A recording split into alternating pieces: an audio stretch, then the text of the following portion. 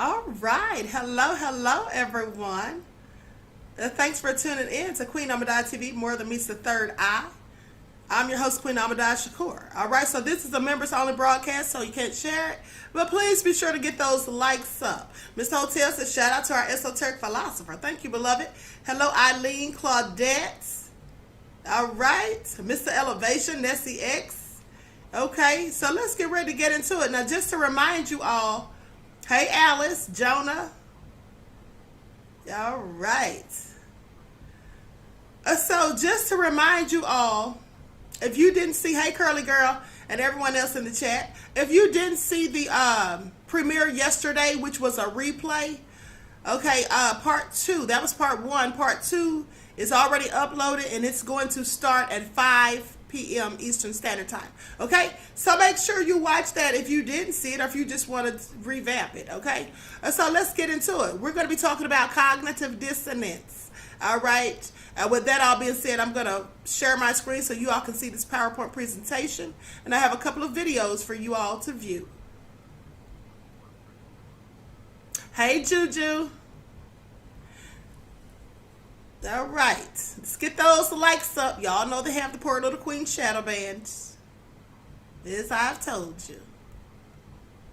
Okay, make sure you all can see that. Okay, cognitive dissonance. Now, this is when sometimes people hold a core belief that's very strong.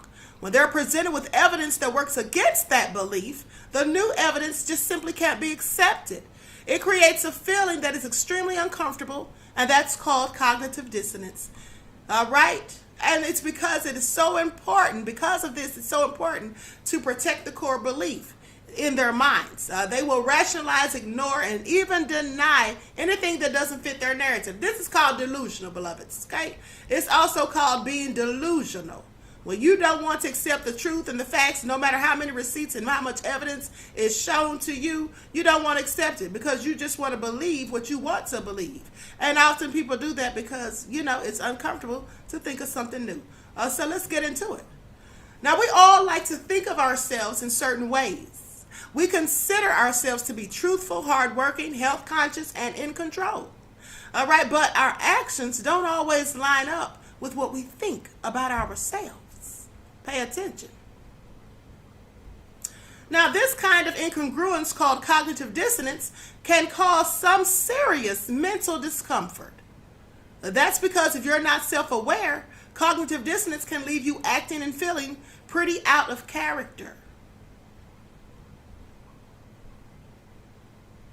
Now, learning what cognitive dissonance is and why it's so powerful and how to manage it can put you back in the driver's seat. What is cognitive dissonance? Well, I'm so glad you asked. Cognitive dissonance is little different than its evil twin, hypocrisy. You see, hypocrisy is when we say one thing and do another. Our thoughts and actions don't align, and we actually know this. It's not like we, don't realize what we're doing. We absolutely know what we're doing. Okay, and in most times when people are being hypocrites, they tend to deflect when someone calls them out on their BS. And because we want the benefits of presenting ourselves a certain way, we don't mind the inconsistencies in our behavior. Cognitive dissonance means that we feel ambivalent. We genuinely have a disconnect between two conflicting beliefs. That disconnect makes us feel uncomfortable, driving us to resolve it. Now, the definition of cognitive dissonance is the psychological tension we feel as we try to reckon with two or more opposing pieces of information. We generally try to eliminate this dissonance by taking a new consonant action by dismissing the incongruent information. Now, let me give you an example of a person who clearly suffers from cognitive dissonance. That would be a prime example. A prime example of a person who does that, is Candace Owens. Candace Owens, or as I love to call her affectionately, Candace Owens. And here's why. Because she would love to say that there's no such thing as racism, that there's no system of wanton supremacy, that in fact, basically subjugates certain people, oppresses certain people, she would love to say that. That's what she usually says. But we happen to know that when she was in high school, she complained about racism so much so that she took some people to court about it and enlisted the aid of the NAACP. So it's safe to assume that she absolutely knows there's such a thing called racism and that there absolutely is a system of white supremacy. But you see, she doesn't want to accept the new information. She doesn't want to accept the facts. She wants to hold to her beliefs. That's what she wants to do. Okay, so please pay attention. Now, unlike hypocrisy, cognitive dissonance threatens our identity and sense of self. That's why it's important to recognize what is said, and what it feels like. And if you don't, then it will be that much harder to live an authentic life aligned with your personal values. And like I said before, people who engage in cognitive dissonance, they quite frankly are just delusional. Okay, they just don't want to accept the truth. Though, in some cases, they actually know the truth, but they don't want to accept it. You see, that's Dissonance. All right? And that's also Fox News. Please pay attention.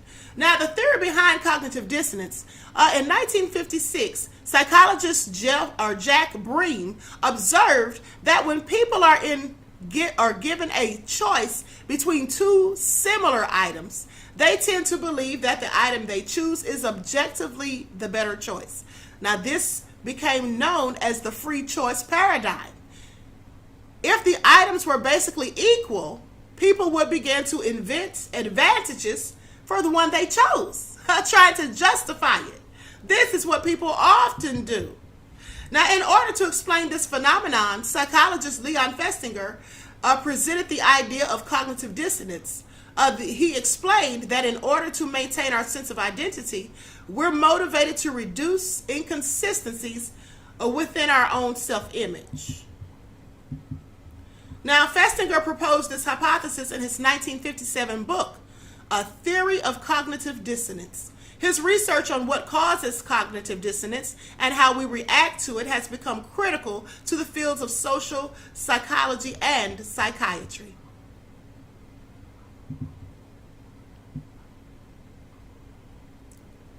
Now, cognitive dissonance isn't just a vague psychological term. In fact, contradictory beliefs appear in our lives more often than we might want to admit. The world isn't always black and white after all. The important thing is to stay connected to yourself and make positive changes when needed. Some of us don't want to make changes because we don't want to accept facts. For example, sometimes people may be eating an unhealthy diet. They may be eating unclean things like pork. And then when you tell them that causes high cholesterol, high blood pressure, leads to heart disease, can cause diabetes if you're eating too much sugar, and you tell them all these things, and guess what? Sometimes they'll say, well, we all going to die from something anyway. Yeah, this is true. This is common sense. We already know we're going to die from something anyway. But do you choose to speed up the process by engaging in all forms of debauchery and eating things that are quite frankly unhealthy that can lead to disease? Is that what you want to do? I'm sure it isn't. But, some people try to justify their own foolishness. Now, at the end of the day, cognitive dissonance isn't just a vague psychological theory. In fact, I already read that. I'm sorry. Let me move on to the next slide. Now, number one, induced compliance. If a person finds themselves in a situation where they have to do something that they don't agree with, they'll experience discomfort very often. And since they can't escape the action, they sometimes will attempt to reestablish their reasons for doing it in a way that makes the action more acceptable. So basically, they'll make excuses for themselves. Pay attention. Now, if the task was boring, what motivated their attitude to change? Their brain needed to create cognitive consistency. Because the task wasn't validated by a sufficient monetary reward, you know what? Right here, I left out something. I left out a slide. Now, let me just tell you what that slide should have said. Basically, there was some research done, and there was a test where they took certain people and they put them in groups, right? And they gave them some tasks that were boring, and they were purposely boring. And so after the task was completed, they gave some of the participants $1. And then they gave some of them $20. And they said to all of them, go out there in the lobby and the other people who are waiting to come and take this test, tell them how fun it was. Don't tell them it was boring. Just tell them that it was fun. Well, what happened was the people who were paid $1, they were the ones more likely to lie and speak highly of the testing. Now, if the task was boring, what motivated their attitude to change? Their brain needed to create cognitive consistency because the task wasn't validated by a sufficient monetary reward. So they made up an internal motivation to justify the lie. Okay, that's what they did in this experiment. Decision making. When we say yes to a choice, whether it's as small as what to order or for lunch or something like that, or what we want to have for dinner, etc., or as big as where to live, we have to say no to something else. This can be a difficult choice when the choices feel freely or feel equally good or equally bad. You see, then it's hard to decide between the two. To ease the psychological pain of rejecting one choice, we often start justifying our decision. When we do this by thinking up positives for our choice and negatives for the other option. Okay, the pros and cons is what we resort to. It's called the spreading of alternatives. Your brain feels better when you can align your behavior with your values. That's basically when you try to make it all make sense. Pay attention. Now, as human beings, we place a higher value on outcomes that took a significant amount of time, effort, or resources to achieve. That's why we tend to associate cost with quality. Okay, we rationalize that we get what we pay for. When the effort doesn't seem to be worth it, we often make up reasons why it was better than the alternative. This process of effort justification validates the benefits of the choices we've made. Let me give you another example. Sometimes we do things and they're bad for us, or something bad happens as a result of the choice or decision we chose. And then we'll say, well, everything happens for a reason. Well, that's true. Everything does happen for a reason. But sometimes the reason is because you're a poor judge of character and you're not competent at making good decisions. Okay? New information in today's world. Okay? We're inundated with information. One 30-second social media video can totally shift our perspective. This is exciting because it means we're always learning, but it can also lead to cognitive dissonance. When the person's trying to teach you something that you don't want to hear, or something that you don't believe in, and you just want to hold to those old traditional values or traditional teachings or indoctrinations that you've already engaged in. This happens a lot with Christianity. Okay, this happens a lot with Christianity. And in fact, I went through this myself when I was starting to realize that many of the things in the Bible were esoteric and metaphysical, and allegorical. I said to myself, but wait a minute, what if this stuff is really real and then I'm denying it? And what if this gets me into trouble down the line? What if judgment day really comes and there really is a heaven or hell? I was asking myself all of this, but at the end of the day, that was cognitive dissonance, because it was difficult for me to accept the new information because I had been so deeply indoctrinated into the old information, which was full of lies and deceit. Now, for example, let's say you watch a documentary that gives you some new beliefs about the ethics of fast fashion. And you didn't think about it much before, but if you continue to make the same clothing choices, you'll feel some cognitive dissonance. Addiction. Now, many people know that smoking is harmful to their health, yet they continue to do it. Addiction is one of the most powerful causes of cognitive dissonance. Since addiction creates a chemical dependency on a substance, whether it's nicotine or sugar, etc., this kind of dissonance can be very hard to shake. The effects of cognitive dissonance being in a state of cognitive dissonance is unpleasant. Over time, living out of integrity with our values begins to take its toll on our psychological well-being and our mental health. However, the research shows that cognitive dissonance can have positive effects. You see, when we process the dissonance and understand why it's happening, we can make changes that bring us into alignment, okay, and help us to start making better decisions. This can actually enlighten us. Now, in one study, researchers asked participants to give speeches that would encourage the audience to take a certain positive action. Before they went on stage, they were told to think of a time when they didn't exhibit that behavior. The result? Well, the participants felt like hypocrites, but their intention to take the positive action increased.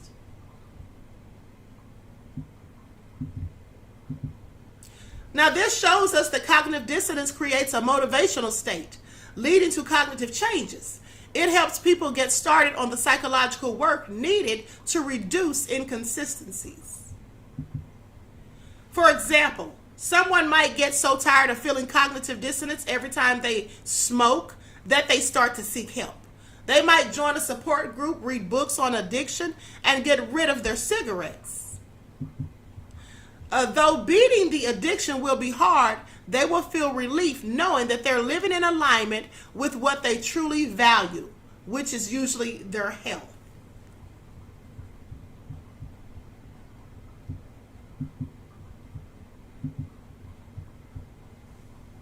All right. Timber Dan says, I certainly have my own vices. We all do, but thanks to the Most High, smoking isn't one of them for me.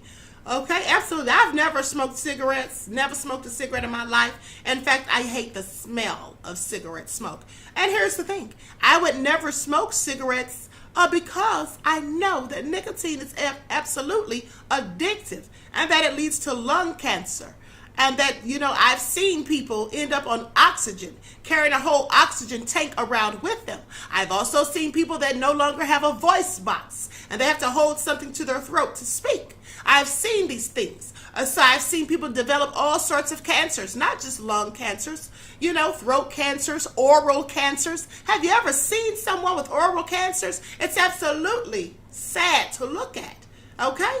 And so just knowing these things makes me not ever want to or desire to smoke. Mr. Hotel said, exactly, Queen, and they know this, but they still do it. Yes. You know why? Because they tell themselves, I'm not going to get lung cancer. It's not that bad.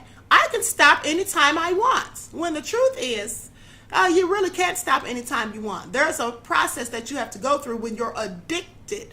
Now, some people can just quit cold turkey, but for the most part, people have to go through some type of process to stop engaging in things that are detrimental to their health. Now, I'm going to show you all some videos with people's thoughts on cognitive dissonance. Mr. Hotel says, yes, my mother's my mother's mother had a tube in her throat. I saw it firsthand and it was terrible. Absolutely. And my ex-boyfriend's aunt had to carry around an oxygen tank. And guess what? I want you all to pay attention. She had to carry around an oxygen tank because of her smoking, causing her all these problems like emphysema and all of that. But then, even though she had to carry around an oxygen tank, do you all know she would still smoke? She would unhook herself from the oxygen tank sometimes to still smoke. She, of course, died from lung cancer, needless to say. Also nefarious. Dissonance. Cognitive dissonance is rejecting, not letting you do that. That's why I tell y'all to meditate. When you meditate, you put your ego on pause. You can think with an open mind now. Because when you was born with a fresh mind. You was directly connected with the source. You was fresh. You was pure. It's not until everybody taught you something. They taught you religion. They taught you history. They taught you how to do this, do that, do that. Now your brain is all fogged up with other people's beliefs. You're no longer freshly connected to the source. So the only way you can overcome that is meditation. That's how you have a spiritual awakening. Shit is real. You will never understand that as long as you're dealing with that cognitive dissonance. Something going on in your brain. That's why I'm being real patient with y'all. Because I know you already have this information. You already know the same shit as me. Our egos is just taking a long time to wake the fuck up. As soon as you start meditating and start watching my videos with an open mind, this shit will all start clicking with you. Same thing that happened with me. I ain't believe this shit at first either. Same thing with the people in my DMs telling me I'm starting to believe you now. You're slowly starting to make sense, all this shit. I know, and I'm just waiting on everybody else. Whether it be next year, 5 years from now, 10 years from now, you're most likely going to wake up. Just remember. All right. Former Christian and a pastor's daughter turned spiritual consultant and religious deconstruction advocate, I'm often asked by Christians that are actively deconstructing their religious beliefs while actively walking away from the church how to recognize their own cognitive dissonance. So I'm going to give you a couple of ways that I recognized mine and others. Number one, Christians experiencing cognitive dissonance often cut you off in conversation when they feel like your views or your standpoints are counteracting their own. And they love to use the phrase, well, we should respect everybody's beliefs, as a way of pivoting from conversations that they feel are threatening, instead of holding space for those that have experienced trauma based off the beliefs that they hold that perpetuates that trauma. Number two, the inability to answer questions directly when asked. There is nothing more infuriating or unsettling within the faith than not being able to defend thy Lord thy God or one's salvation when tested or prompted through conversation about said faith. So instead of admitting that they don't have an answer or allowing themselves to be curious and ponder such a question, they will instead just label your question nonsensical when in actuality it's above their pay grade. And last but not least, the ignorant belief that the opposite of not having a relationship with the Christian God or the absence of Christianity is somehow Satanism. That is not the opposite side of the coin. It's not that we give up your God to somehow worship your Satan, okay? It's willful ignorance not to study outside of your religion out of fear that it may possibly threaten your faith. She's absolutely right. That is willful ignorance. Because if your faith was so strong, you would not fear something else threatening it. Okay? So with that all being said, let's go to the last video. Said cognitive dissonance. I want y'all to go, if you watching this, go look that up. I did a song about cognitive dissonance, and I didn't use that vocabulary. I just called it people don't want that real. You know what I mean? I said, people don't want that real, they just say that they do. That's now, right. People don't want that real, and I'm one of them too. Yeah. I'm so easily entertained by ratchet activity, violent negative imagery, always seem to interest me. I tell myself, no more music glorifying evil, selling drugs, womanizing, killing our people. Then I hear a song with a tight beat and can't deny it. The hook is catchy, so I subconsciously memorize it. Next thing you know, I'm reciting all the lyrics. And my day don't feel complete unless I hear it. Inviting darkness in my spirit, this can't be light. I'm craving what I'm supposed to be fighting, this can't be right.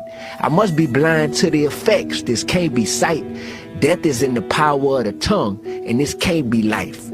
Be careful what you get involved with, cause you can't support a cause, but then hate the effects that it causes.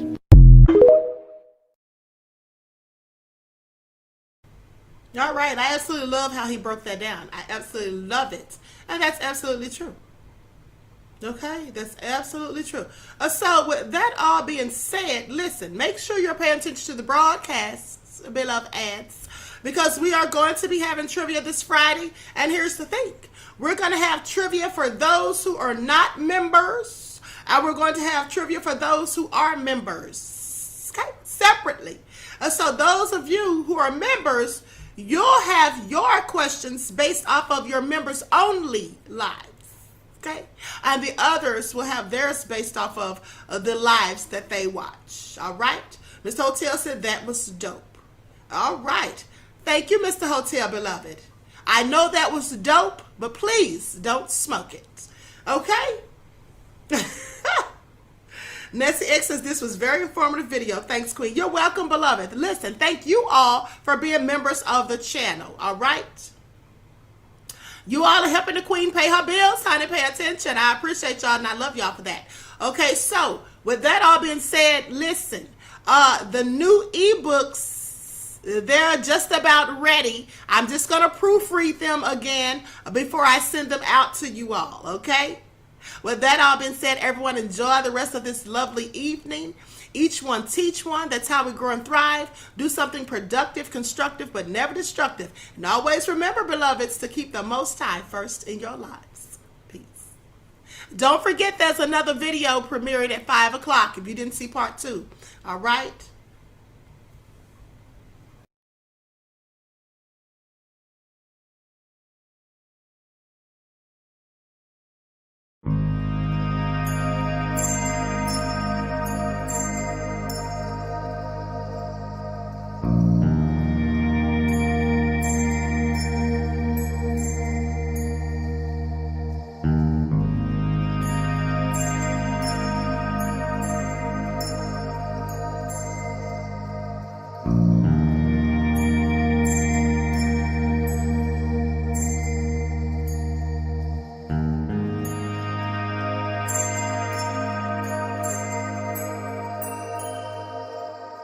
that.